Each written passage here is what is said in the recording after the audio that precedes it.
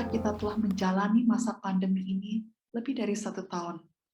Di masa pandemi ini ada kesulitan, kesedihan, ketidakpastian dalam keluarga, pekerjaan, dan pelayanan yang dapat membuat kita tawar hati dan meragukan kasih Allah. Pada peringatan Jumat Agung tahun ini, mari kita kembali merenungkan kisah salib. Kisah kasih Tuhan Yesus bagi saudara dan saya, manusia berdosa, lewat pujian, kesaksian, dan perenungan 7 perkataan Tuhan Yesus di atas salib. Biarlah kisah salib ini kembali menghangatkan, menguatkan, dan meneguhkan kita di dalam perjalanan iman kita. Mari saudara, kita mempersiapkan diri kita untuk mendengarkan firman Tuhan. Mari kita berdoa. Bapa di surga, kami bersyukur, berterima kasih kalau pada saat ini kami masih punya kesempatan bersama-sama merayakan, memperingati kematian Engkau 2000 tahun yang lalu demi mengasihi kami. Sebentar kami akan mendengarkan firman-Mu. Siapkan hati kami, bukalah hati kami ya Tuhan. Berbicaralah kepada setiap kami ya Tuhan, sehingga kami tahu ya Tuhan bagaimana kami meresponi kasih-Mu yang rela mati atas kami. Kami berdoa menyerahkan setiap hamba-hamba-Mu yang sudah mempersiapkan diri untuk menyampaikan firman Tuhan. Urapi mereka satu persatu ya Tuhan, pakai mereka semua ya Tuhan. Terima kasih, kami serahkan waktu ini hanya di dalam nama Tuhan Yesus. Amin.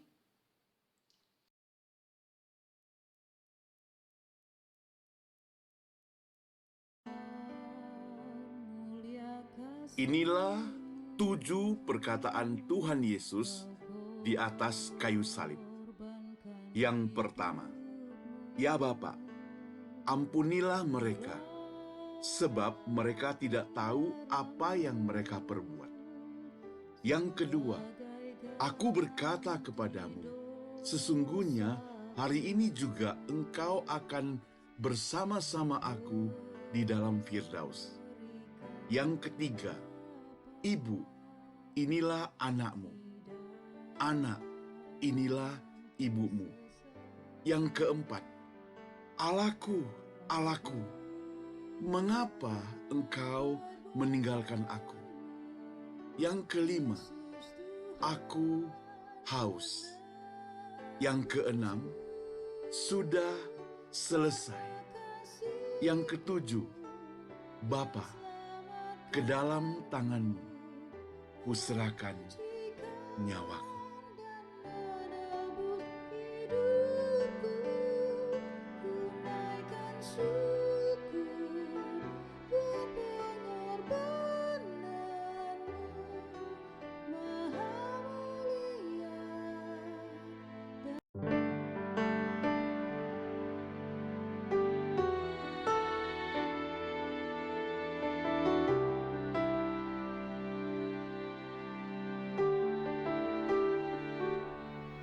Besar mulia kasih-Mu,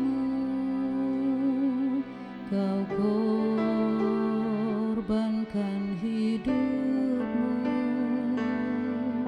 curahkan darah-Mu sebagai ganti dosaku.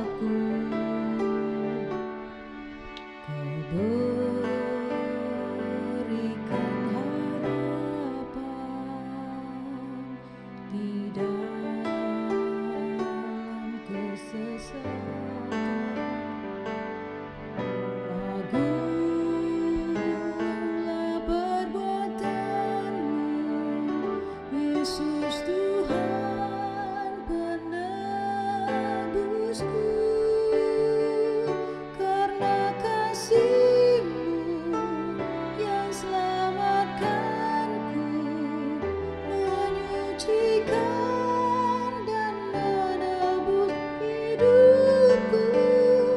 Ku naikkan syukur buat pengorbanan-Mu, Maha mulia dan terindah Kau Yesus.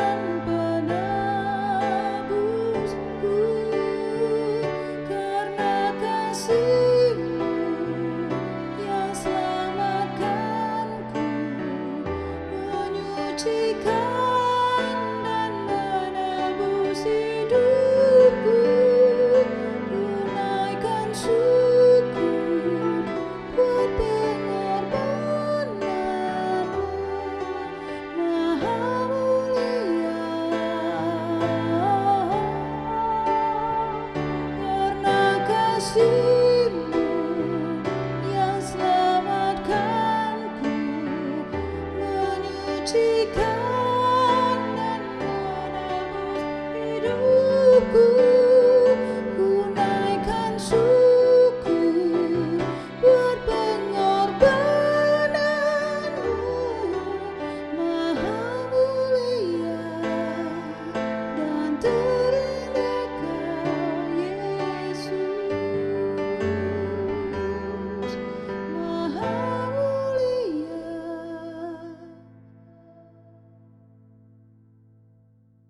dan terindah Kau Yesus.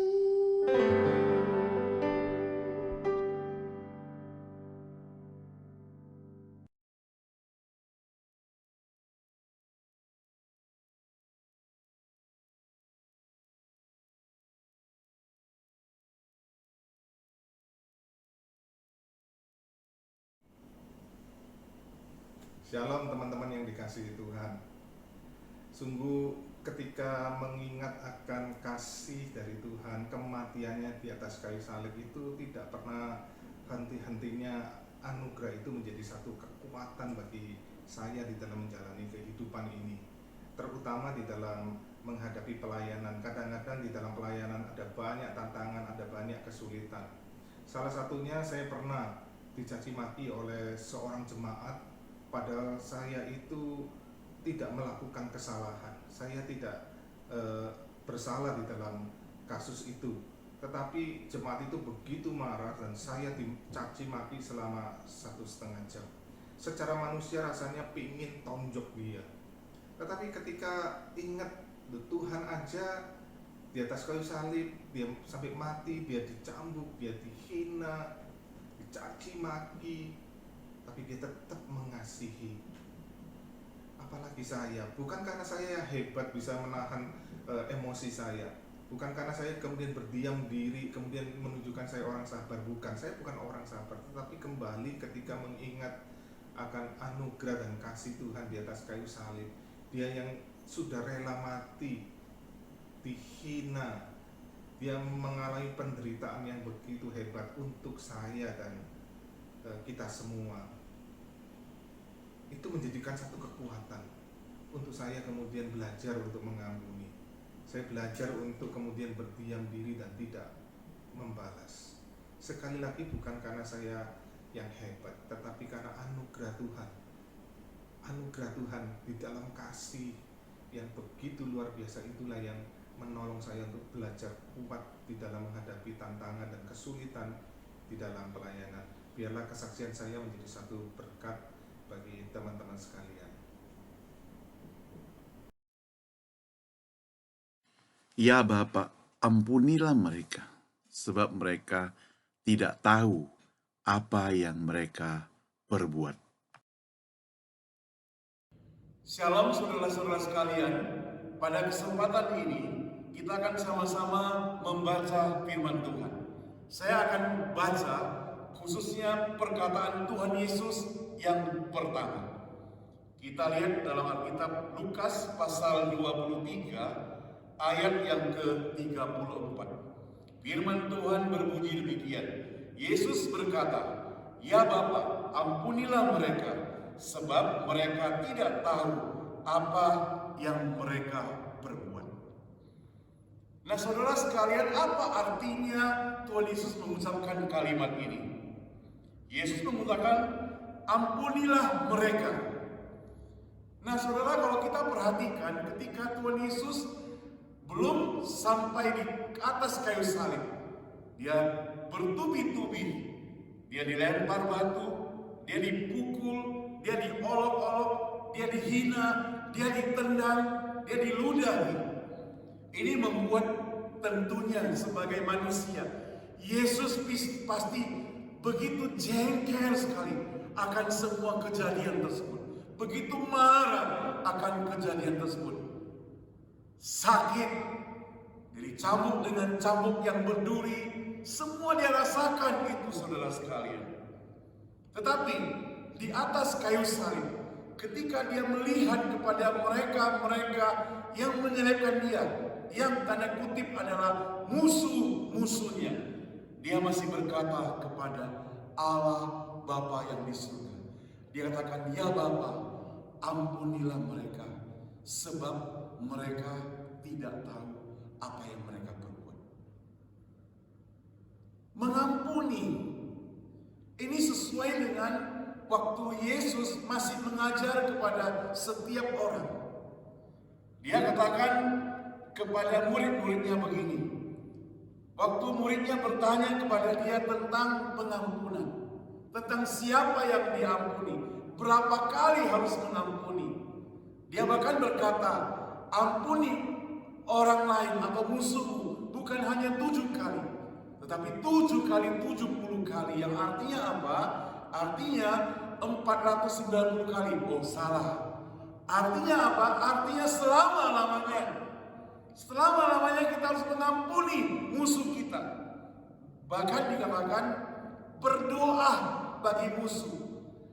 Kalau ajaran lain berkata kasihilah sesama manusia dan bencilah musuhmu, tapi firman Tuhan akan berkata kasihilah sesama manusia juga kasihi musuhmu.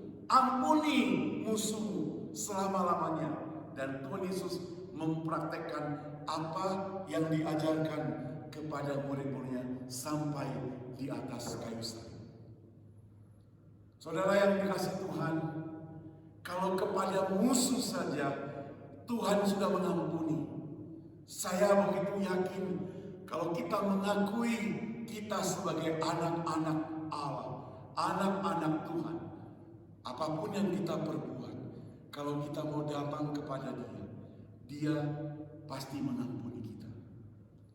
Pengajaran tentang pengampunan daripada Tuhan Yesus ini menemplak kita sekalian yang selalu tidak mempraktekkan firman Tuhan.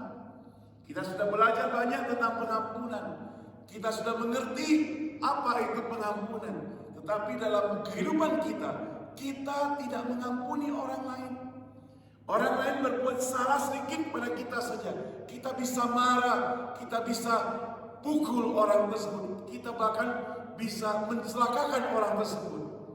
Saudara, ini bukan hanya dilakukan oleh orang-orang di luar sana. Kadang kita lihat juga orang-orang percaya juga melakukan demikian. Ketika mereka disakiti, ketika mereka bermusuhan, maka bisa terjadi saling tuduh menuduh, saling tangkap menangkap, dan ini semuanya terjadi di persidangan dunia yang membuat apa? Yang membuat kita sebagai orang percaya malu, karena Tuhan Yesus tidak pernah mengajarkan demikian. Tuhan Yesus bahkan mengajarkan pada kita, ampuni musuhmu, berdoa bagi musuhmu, yang artinya apa, saudara? Kalau kita mengampuni musuh kita, itu artinya kita ini tidak ada musuh lagi. Karena semua kita ampuni. Saudara, memang sebagai manusia kita merasa sakit, kita merasa terhina, kita bisa marah, kita bisa merasa kecewa, kita bisa merasa terhianati. Tapi Tuhan mengajarkan pada kita menguasai diri. Tuhan mengajarkan kepada kita mengasihi. Disitulah letak pengampunan, mengampuni orang lain. Saudara, kalau kita perhatikan dalam kehidupan pokok Alkitab, ada Filemon yang dihianati oleh pembantunya yang bernama Onesimus. Lalu Onesimus lari, karena kalau tidak lari dia bisa ditangkap atau dibunuh. Pergi bertemu dengan Paulus. Kemudian Onesimus bertobat.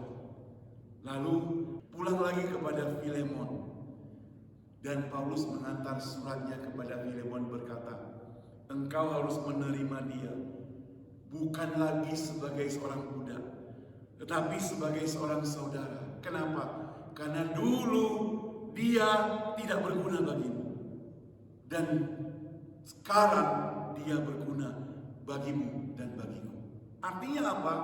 Artinya dia sudah bertobat. Dia datang kepada Filemon, dia datang kepada Paulus, dan dia mau datang kepada Tuhan untuk bertobat. Kita juga bisa demikian, saudara. Hari ini kita bisa datang kepada Tuhan karena kita tahu bahwa Tuhan itu sumber pengampunan. Bahkan ketika dia disalibkan pun, dia mengampuni kita sekalian. Nah saudara, jikalau pada Jumat Agung ini di hatimu masih ada dendam kepada orang lain, di dalam hidupmu masih ada musuh, apakah engkau mau mengampuni orang tersebut?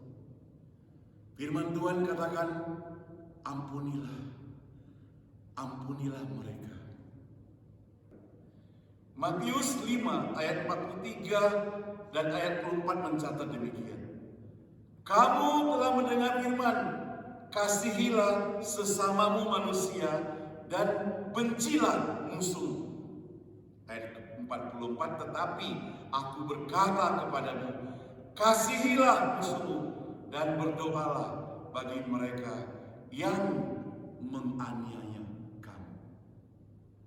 Kepada saudara yang masih menyimpan dendam, menyimpan kebencian, menyimpan kesalahan orang lain, yang masih belum bisa move on dengan apa yang dilakukan oleh orang banyak, datanglah kepada Tuhan Yesus dan ampuni saudara-saudara kita itu.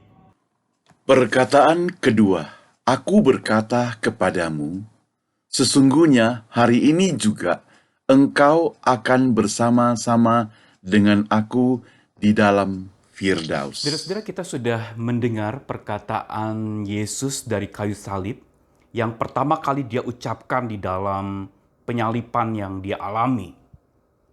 Dan kita akan masuk ke dalam ucapan yang kedua yang sungguh memberitahukan kepada kita tentang satu pesan yang penting dari salib melalui ucapan kedua ini. Di dalam Lukas pasal yang ke-23 ayat yang ke-42, lalu ia berkata, Yesus, ingatlah akan aku apabila engkau datang sebagai raja. Kata Yesus kepadanya, aku berkata kepadamu sesungguhnya hari ini juga engkau akan bersama-sama dengan aku di dalam Firdaus.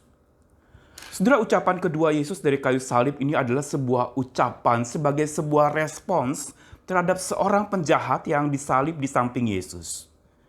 Ungkapan dari permohonan seorang penjahat yang meminta, Tuhan ingat aku kalau nanti engkau datang sebagai raja. Sebuah pengakuan iman yang luar biasa. Namun ucapan Yesus yang kedua ini memberitahukan kepada kita sebuah respons yang ajaib tentang anugerah yang ajaib. Amazing grace. Yang begitu luar biasa dia katakan kepada seorang penjahat yang notabene adalah orang yang disingkirkan, orang yang tidak pernah memandang dia sebagai orang yang pantas masuk surga, dianggap tidak layak, penuh dengan perbuatan-perbuatan yang sangat memalukan. Bahkan dengan penuh penyesalan penjahat itu datang dan mengakui di kayu salib sambil mengatakan, ingat aku saat engkau datang nanti sebagai raja. Ada apa di balik respons Yesus tentang amazing grace atau anugerah yang ajaib itu? Pertama-tama ketika Yesus mengatakan hari ini juga sesungguhnya, Yesus ingin mengatakan sesuatu tentang bahwa anugerah ajaib itu melampaui segala bentuk nasib manusia. Orang seringkali memandang kita nasib baik, nasib buruk. Wah, kalau penjahat itu pasti nasibnya buruk. Tetapi anugerah ajaib melampaui nasib manusia. Itu adalah kedaulatan Allah yang memutuskan untuk kita selamat atau tidak. Kita masuk surga atau tidak. Ini menunjukkan kepada kita tentang betapa dahsyatnya anugerah ajaib itu. Dan yang kedua dikatakan bahwa hari ini juga, dan kalau dikatakan hari ini juga, lalu dikatakan engkau akan bersama dengan aku. Anugerah ajaib yang pertama bukan saja melampaui segala nasib manusia. Tetapi anugerah ajaib yang kedua adalah mau memberitahukan anugerah ajaib itu membuat manusia menjadi karib dengan Tuhan. Dan ini adalah keajaiban. Kita dengan Tuhan hubungannya begitu jauh dan tak terjebatani. Apalagi manusia berdosa yang penuh dengan berbagai macam kejahatan. tak mampu dijembatani oleh manusia sendiri. Tapi Tuhan dengan jembatan ajaib anugerahnya itu membuat kekaripan itu tercipta. Inilah keajaiban anugerah Tuhan yang menciptakan kekaripan di dalam hubungan kita dengan Tuhan. Sehingga Yesus mengatakan, hari ini juga engkau bersama-sama dengan aku. Anugerah ajaib bukan membuat kita makin jauh satu dengan yang lain. Tapi anugerah ajaib makin membuat kita karib dengan Tuhan kita. Dan juga makin membuat kita karib dengan sesama kita. Inilah anugerah yang Tuhan berikan kepada kita. Anugerah yang betul-betul membuat, yang ketiga, dosa kita raib. Bukan saja membuat kita karib dengan Tuhan, tetapi dosa kita raib. Terbukti si penjahat itu. Tuhan mengatakan, hari ini juga engkau bersama dengan aku. Yesus nggak mengatakan masuk surga atau tidak, tetapi bersama dengan aku itu jauh melampaui tempat yang namanya surga itu. Inilah anugerah ajaib Tuhan. Di kayu salib, dia sampaikan anugerah yang maha ajaib itu. Anugerah ajaib yang melampaui nasib hidup manusia yang ditentukan oleh manusia sendiri. Karena Tuhanlah penentunya, sesungguhnya bukan manusia. Anugerah ajaib yang membuat kekaripan itu bisa tercipta antara kita dengan Tuhan. Bersama-sama dengan Dia. Disatukan dalam satu hubungan damai penuh cinta kasih. Tadinya jauh menjadi dekat. Tadinya ada di kubangan dosa. Lalu Tuhan angkat dan dalam satu kubangan persekutuan orang-orang percaya dalam kekaripan akbar dengan Tuhan yang Maha Kasih itu. Dan anugerah ajaib itu membuat segala dosa kita raib. Ucapan Yesus yang kedua di kayu salib membawa kita untuk datang kepadanya dan hidup berdua bersama dengan Dia dalam kekaripan yang penuh dengan cinta kasih. Tuhan mengasihi kita sekalian. Perkataan ketiga, ibu, inilah anakmu. Anak, inilah ibumu. Mari kita lanjutkan dengan perkataan ketiga. Kita membaca dari Injil Yohanes pasal 19 ayat 25 sampai 27. Dan dekat salib Yesus berdiri ibunya dan saudara ibunya, Maria, istri Klopas dan Maria Magdalena. Ketika Yesus melihat ibunya dan murid yang dikasihinya di sampingnya, berkatalah ia kepada ibunya, "Ibu," dalam terjemahan yang lebih tepat adalah perempuan, "inilah anakmu." Kemudian katanya kepada muridnya, "Inilah ibumu." Dan sejak saat itu, murid itu menerima dia di dalam rumahnya. Saudara-saudara yang saya kasihi, semua kata ibu dalam Yohanes pasal 19 ayat 25 sampai 27 menggunakan sebuah kata Yunani, mater, yang artinya ibu atau mama, atau dalam bahasa Inggris mother. Kecuali kata ibu dalam kalimat yang dipakai Tuhan Yesus ketika Tuhan Yesus menyapa Maria. Di situ digunakan kata gunai yang berarti perempuan atau wanita. Alkitab tidak pernah mencatat Tuhan Yesus menyapa secara langsung Maria dengan sebutan ibu atau mama. Demikian pula dalam pesta pernikahan di Kana, Tuhan Yesus menyapa Maria dengan sebutan perempuan. Yohanes pasal 2 ayatnya yang keempat. Terjemahan dalam Alkitab bahasa Indonesia menggunakan kata ibu yang seharusnya adalah perempuan. Mengapa Tuhan Yesus tidak menyapa Maria dengan sebutan mama atau ibu, melainkan woman atau perempuan? Supaya Maria, saudara dan saya, kita semua manusia tidak memandang Yesus hanya sebagai anak jasmania Maria. Maria dan kita semua harus memandang Yesus sebagai Tuhan, pribadi yang ilahi. Dari catatan Alkitab, kita dapatkan terakhir kali Yusuf, suami Maria, disebut ketika Tuhan Yesus berumur 12 tahun. Injil Lukas pasalnya yang kedua. Setelah itu, Yusuf tidak pernah disebut lagi, sehingga banyak penafsir Alkitab yang berpendapat Yusuf telah meninggal sebelum Tuhan Yesus memulai pelayanan publiknya. Dari catatan Injil Yohanes, pada awal pelayanan Tuhan Yesus, ketika berada di pesta pernikahan di Kana, sebagaimana dicatat dalam Injil Yohanes pasal 2, Maria dicatat berada di pesta itu bersama Tuhan Yesus. namun tidak ada singgungan sedikit pun tentang keberadaan Yusuf.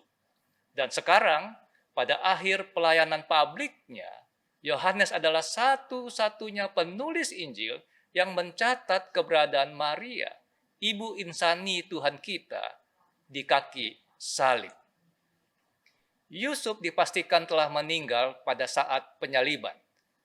Karena jika Yusuf masih hidup, Tuhan Yesus tidak mungkin menyerahkan Maria kepada Yohanes. Pertanyaannya adalah, mengapa Tuhan Yesus tidak menyerahkan Maria kepada saudara-saudaranya, yaitu anak-anak Maria dan Yusuf yang dilahirkan Maria setelah Tuhan Yesus? Banyak penafsir berpendapat, karena waktu itu mereka, yaitu saudara-saudara Tuhan Yesus, belum percaya kepada Tuhan Yesus. Bandingkan dengan Injil Yohanes pasal 7 ayatnya yang kelima. Di samping itu, Yohanes mempunyai kualifikasi ganda untuk tanggung jawab yang dipercayakan oleh Tuhan Yesus kepadanya. Yohanes adalah saudara sepupu dari Tuhan Yesus karena ia adalah anak Salome. Dan Yohanes adalah murid yang dikasihi Yesus. Sebagai murid Kristus, apakah pelajaran rohani yang dapat kita petik dari perkataan Tuhan Yesus yang ketiga di saat ia tersalib? Pertama, dapatkah kita membayangkan bagaimana perasaan Maria menyaksikan Tuhan Yesus sebagai putra insaninya, memikul salib dan disalibkan? Penyaliban adalah sebuah aib dan hukuman yang paling terkutuk yang dilakukan oleh pemerintahan Romawi kepada penjahat atau kriminal kelas kakap. Di sini kita diingatkan nubuat Simeon pada saat bayi Yesus diserahkan kepada Allah di bait suci. Simeon berkata kepada Maria, dan suatu pedang akan menembus jiwamu sendiri. Injil Lukas pasal 2 ayat 35. Tuhan Yesus merasakan kepedihan Maria. Dan di saat Tuhan Yesus sedang menderita di salib, ia secara khusus memikirkan Maria, ibu insaninya. Hukum Taurat menetapkan putra sulung dianggap sebagai kepunyaan Allah. Anak sulung menerima bagian ganda dari kepemilikan ayahnya. Dan setelah kematian ayahnya, dia bertanggung jawab untuk merawat ibu dan saudara-saudara perempuannya. Tuhan Yesus menaati hukum Allah sampai akhir. Di awal pelayanannya, Tuhan Yesus menekankan komitmennya terhadap hukum yang Allah berikan. Dalam Matius pasal 5 ayat 17, Tuhan Yesus berkata, "Janganlah kamu menyangka bahwa aku datang untuk meniadakan hukum Taurat atau kitab para nabi. Aku datang bukan untuk meniadakannya, melainkan untuk menggenapinya." Tuhan Yesus menghormati dan mematuhi hukum yang Allah berikan sepanjang hidupnya, bahkan ketika ia sedang menderita di kayu salib. Bagaimanakah komitmen saudara dan saya terhadap hukum-hukum Allah? Tuhan Yesus sebagai anak yang penuh kasih, memastikan ibu insaninya mendapatkan pemeliharaan dengan baik di hari tuanya setelah ia tidak lagi di dunia ini. Bagaimanakah sikap saudara dan saya kepada orang tua kita dikala mereka membutuhkan pemeliharaan kita?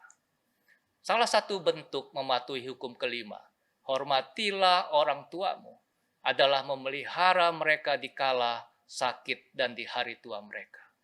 Amsal 23 ayat 22 berkata demikian.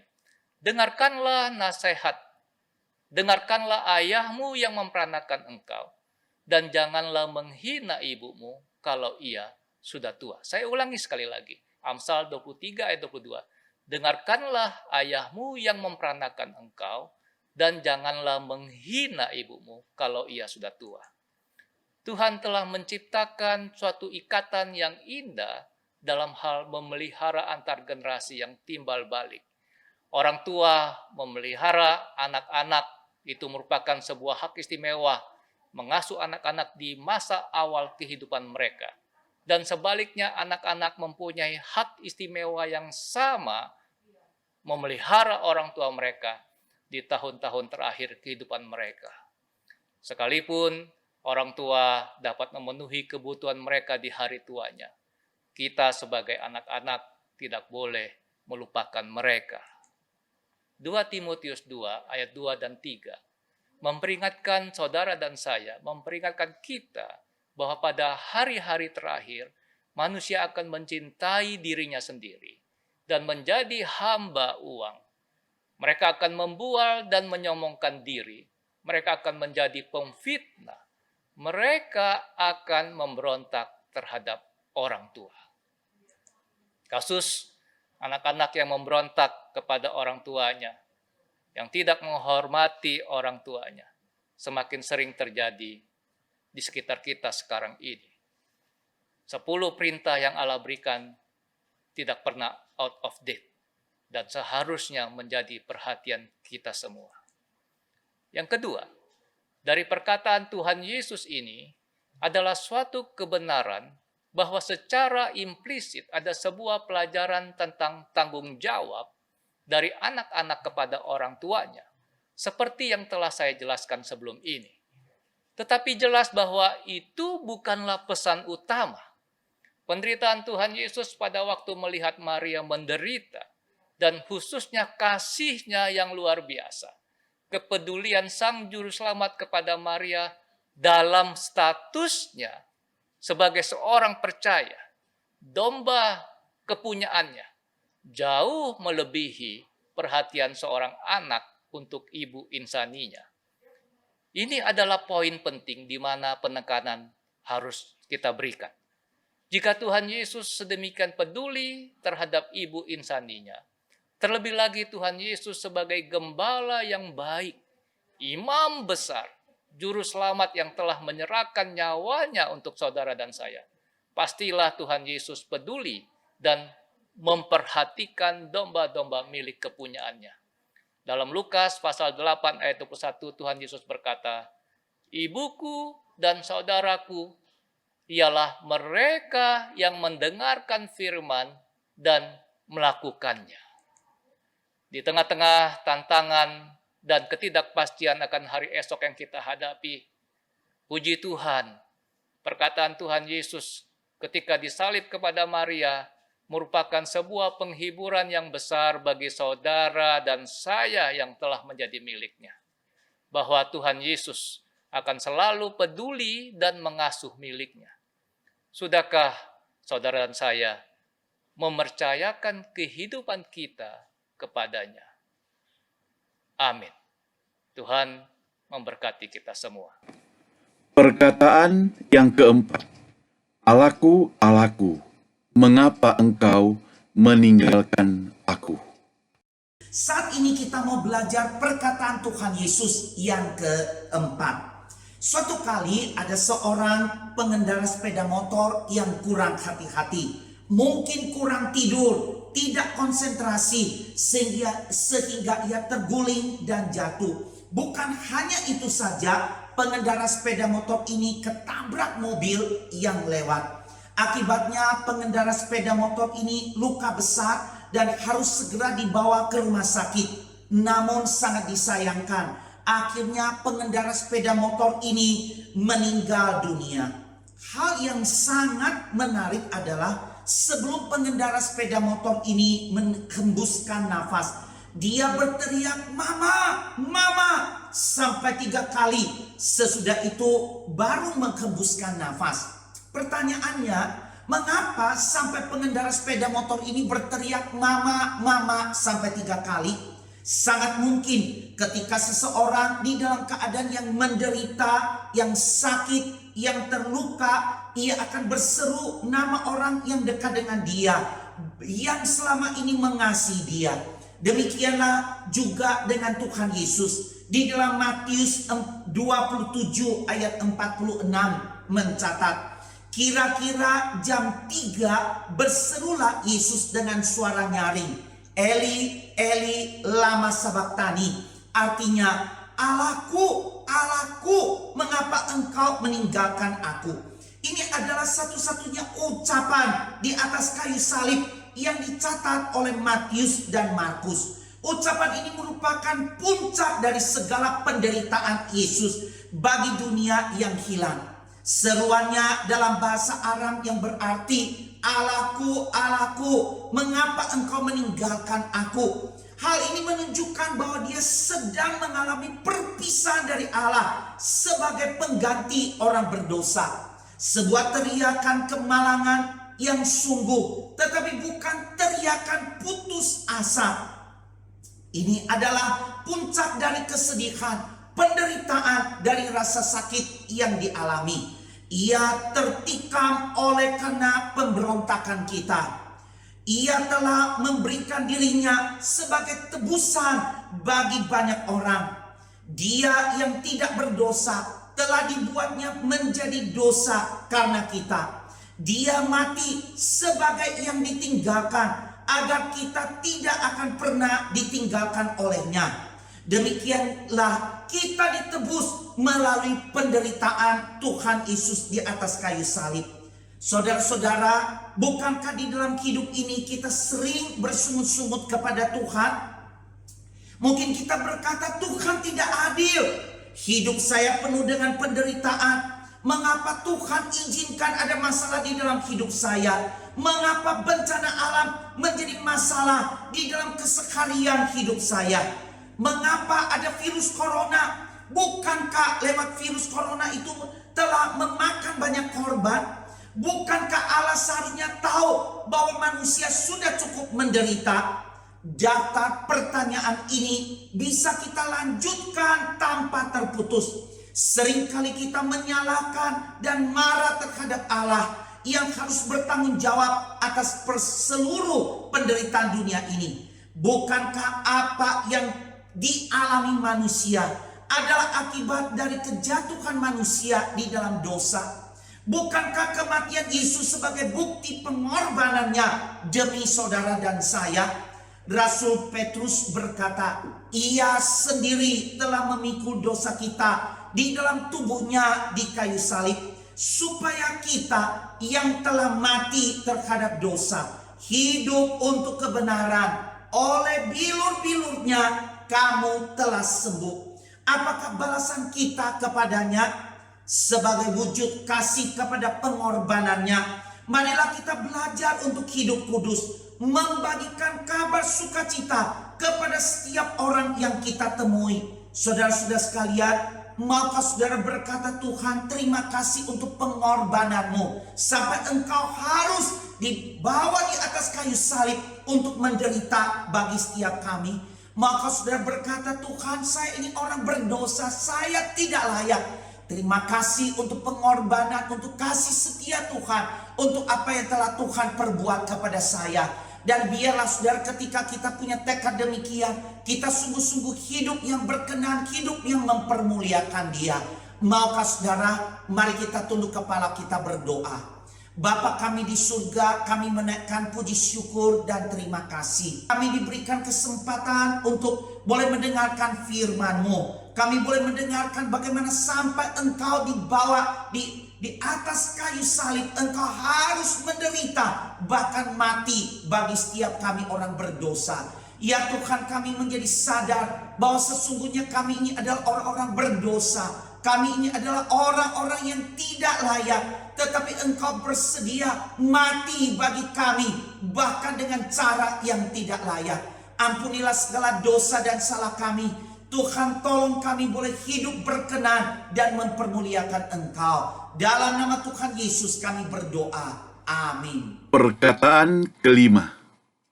Aku haus. Saudara dikasih dalam Tuhan Yesus, kita sampai kepada perkataan yang kelima yang Yesus ucapkan di atas kayu salib. Mari kita baca bersama-sama di dalam Injil Yohanes pasal yang ke-19 ayat 28 dan 29, demikian bunyinya. Sesudah itu, karena Yesus tahu bahwa segala sesuatu telah selesai, berkatalah Ia, supaya genaplah yang ada tertulis dalam kitab suci, "Aku haus." Di situ ada suatu bekas penuh anggur asam.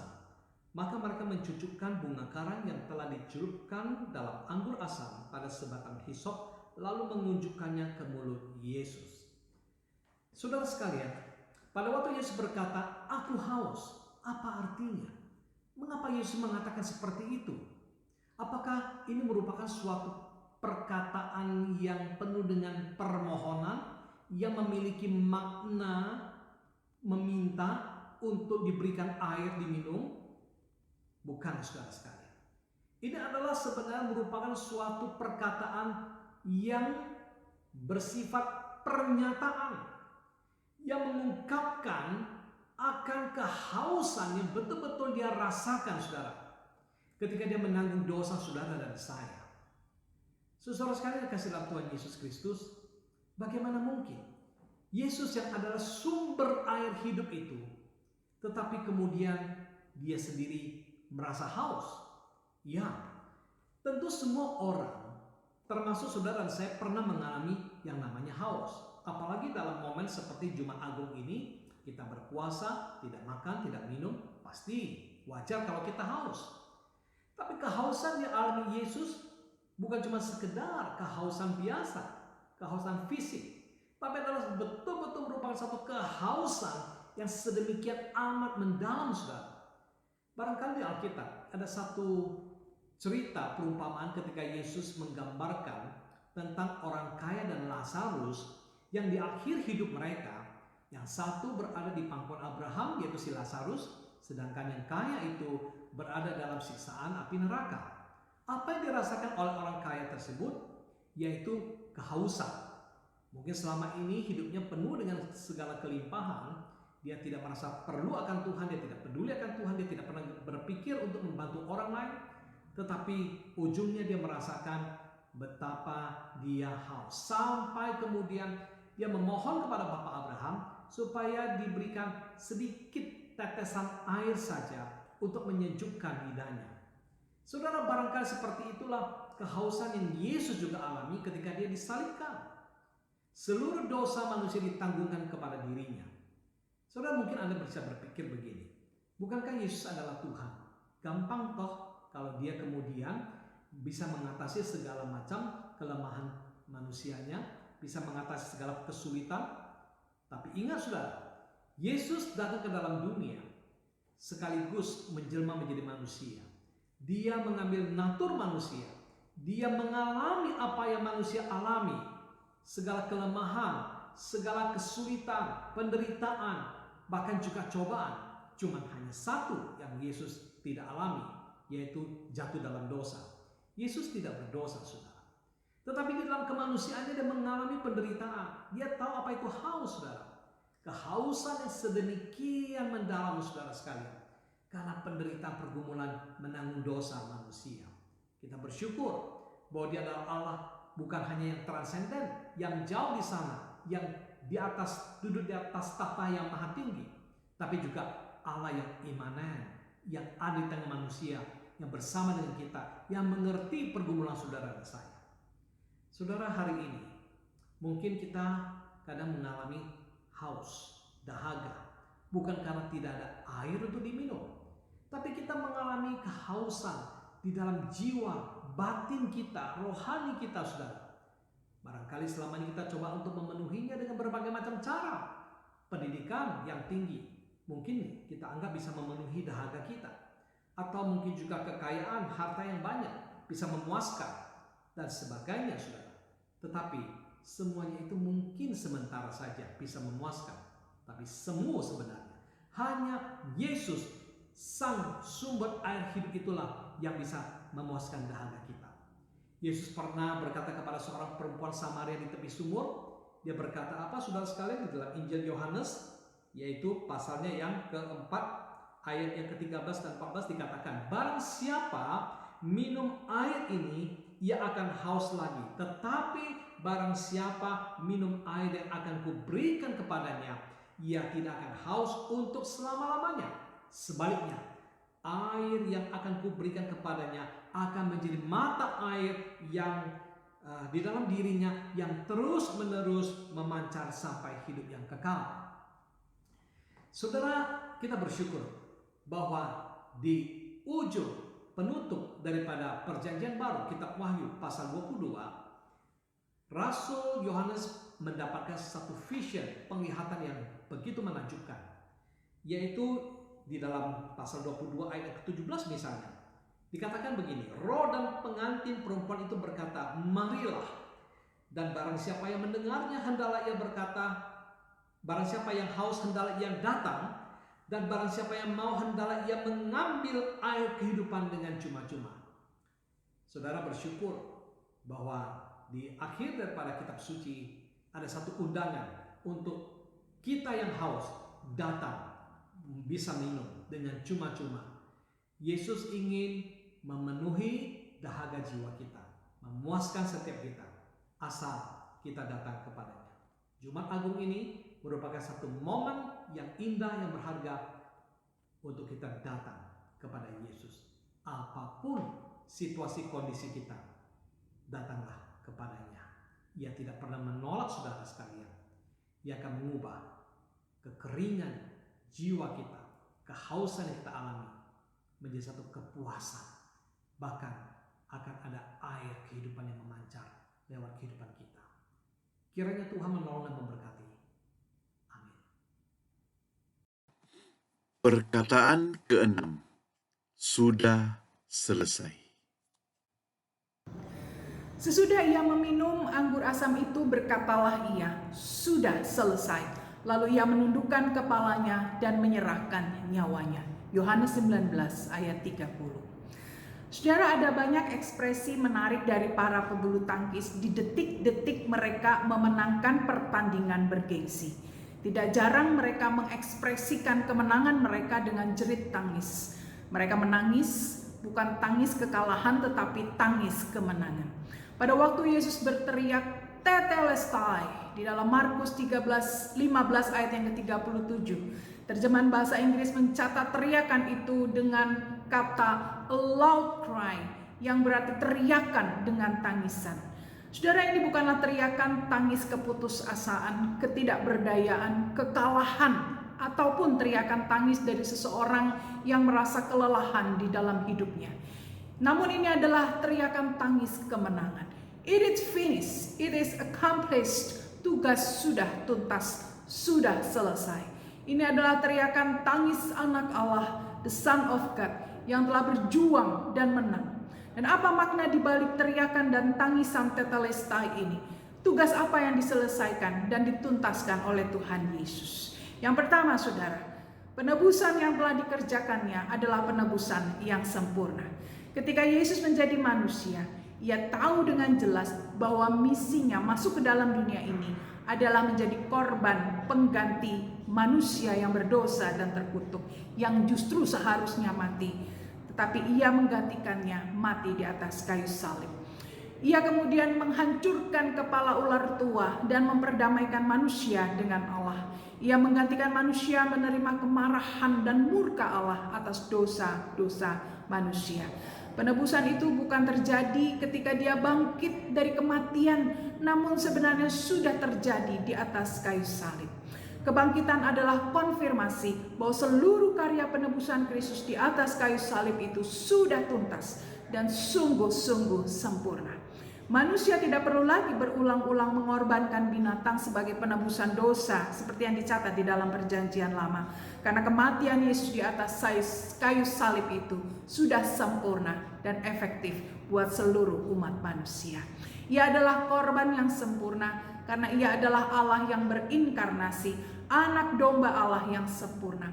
Di puncak kesakitan dan penderitaannya menjelang ajal, kemudian ia meneriakkan tangisan kemenangan, tetelestai. Saudara, yang kedua, maksudnya adalah bahwa misi Allah telah dituntaskan dengan ketaatan yang sempurna. Pada waktu Adam dan Hawa jatuh ke dalam dosa dan diusir dari Taman Eden, maka tidak ada satu manusia pun dari keturunan mereka ataupun manusia yang pernah hidup di bumi ini yang dapat hidup dengan ketaatan yang sempurna di hadapan Allah. Yang ada hanyalah manusia yang penuh dengan hawa nafsu kedagingan, iri hati, dendam, penuh kemarahan, kebencian, keserakahan, penipu, fitnah, penzina. Walaupun ada manusia yang taat, tetapi kenyataannya tidaklah sempurna. Tidak ada seorang pun yang mampu kembali kepada Allah karena ketaatannya.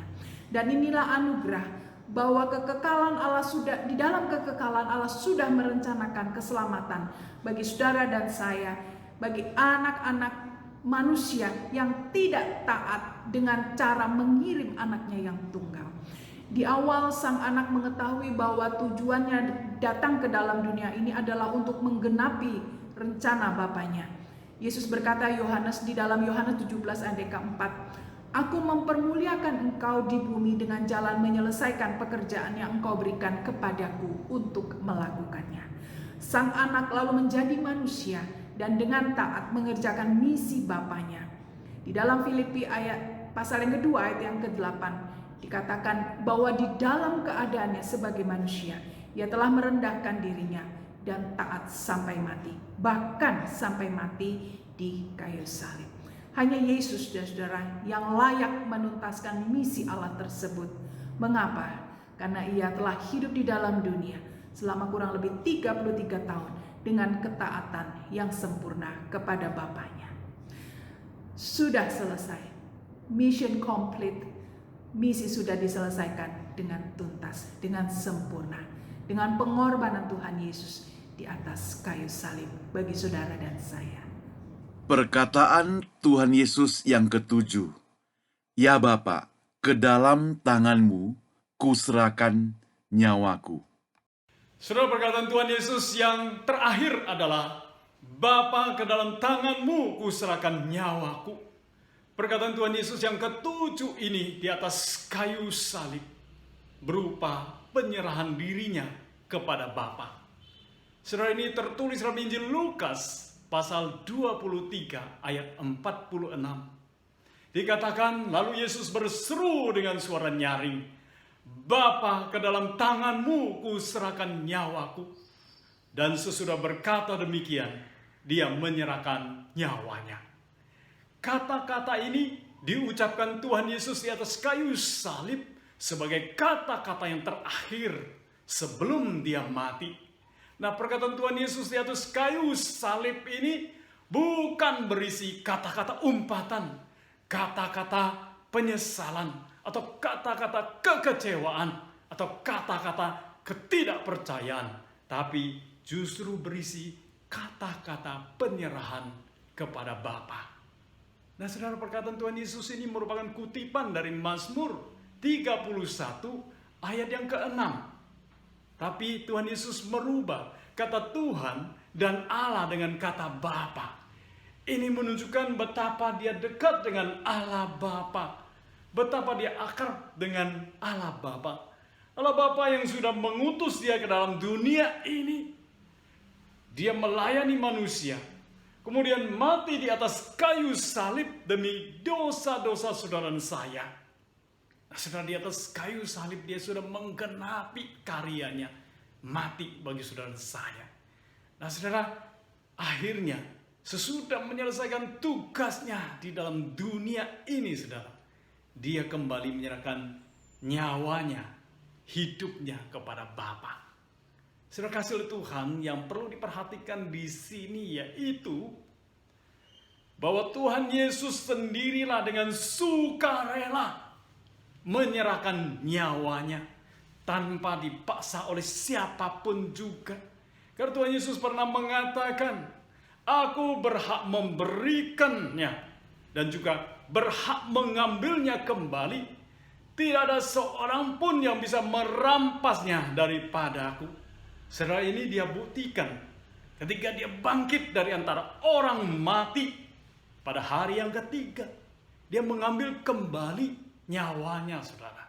Dan akhirnya dia bangkit, kemudian naik ke surga, duduk di sebelah kanan Allah yang Maha Kuasa, saudara. Dan dia berkata bahwa dia akan kembali lagi untuk kedua kalinya menjemput semua umat kepunyaannya. Nah, saudara yang dikasihi oleh Tuhan, bahkan dikatakan bahwa dia akan menghakimi seluruh umat manusia. Saudara, demikian 7 perkataan di atas kayu salib ini. Yesus Tuhan kita begitu mengasihi saudara dan saya. Demi kasihnya maka dia rela mati di kayu salib, menderita bagi saudara dan saya. Kalau dia begitu mengasihi saudara dan saya, maka sudah sepatutnya saudara juga mengasihi dia. dan bahkan menyerahkan hidup saudara kepada Dia. Bagi saudara yang masih ragu-ragu atau belum percaya, maka saya mengundang saudara sekalian, bukalah pintu hatimu lebar-lebar. Terimalah Yesus sebagai Tuhan dan Juru Selamatmu. Maka engkau akan selamat. Engkau tidak akan binasa, melainkan akan beroleh hidup yang kekal. Kiranya Tuhan Yesus memberkati saudara. Amin. Mari kita nyanyikan doksologi, doa berkat, dan kita tutup kebaktian ini. Kita nyanyikan doksologi, kemudian kita akan tutup dengan doa berkat dan amin song.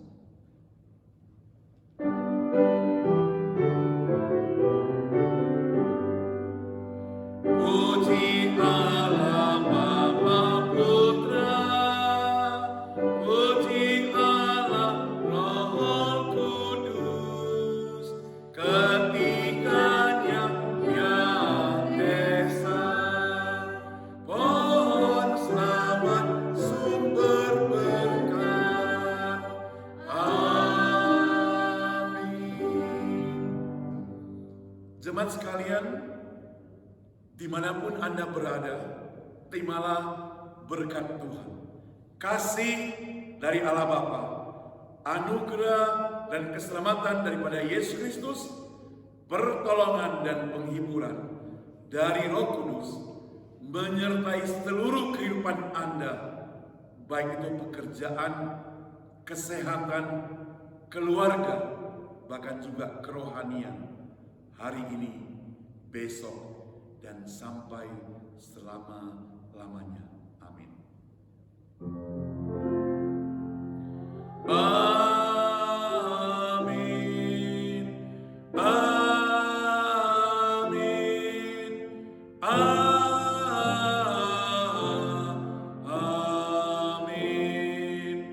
Amin.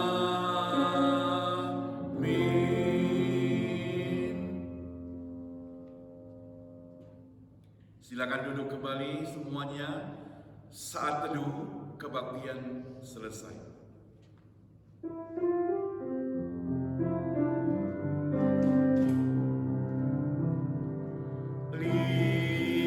Lingkupiku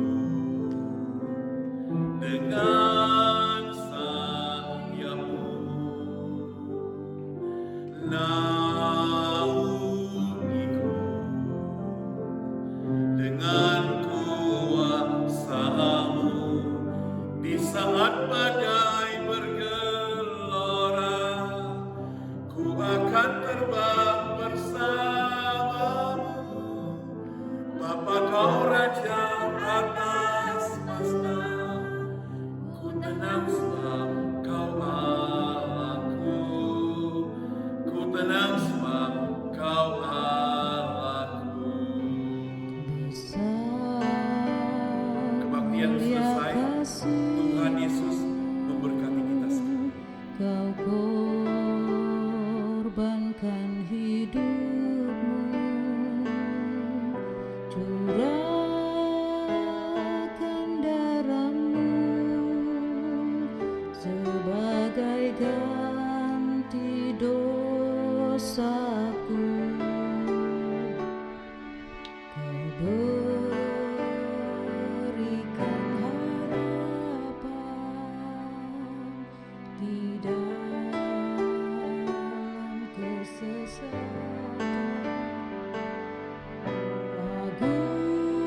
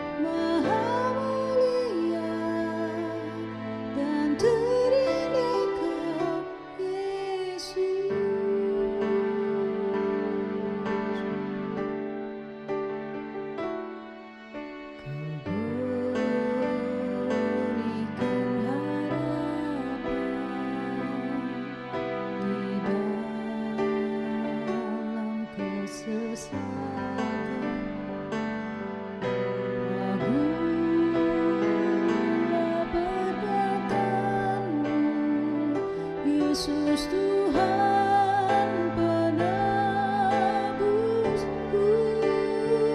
karena kasih-Mu yang selamatkanku, menyucikan dan menebus hidupku. Ku naikkan syukur buat pengorbanan-Mu maha mulia. Karena kasih-Mu yang selamatkanku, menyucikan dan menebus hidupku.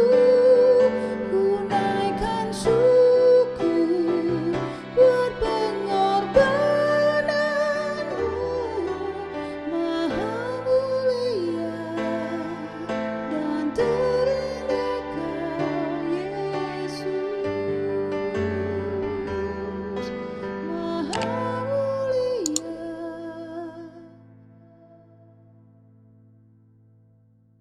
dan terindah